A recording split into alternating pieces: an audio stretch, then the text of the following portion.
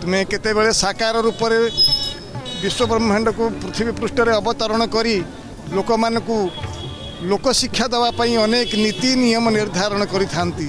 तो केतेबेले त्रिगुण रज्जु धरी यही प्राणी मानकु तुम्हें विभिन्न प्रकार कर्म रे लिप्त करती। त्रिगुण रज्जु करे धरी मृगी नचाए नर हरि।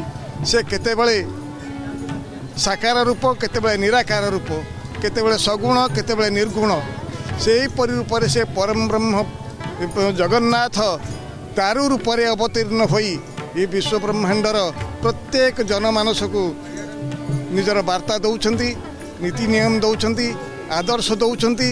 पूरी एपरी एक जगह जगन्नाथ धाम एपरी एक जगह जोटिकी जल स्थल आकाश जेकोसी स्थान थिले मध्य आत्मार मुक्ति ही मुक्ति होता है।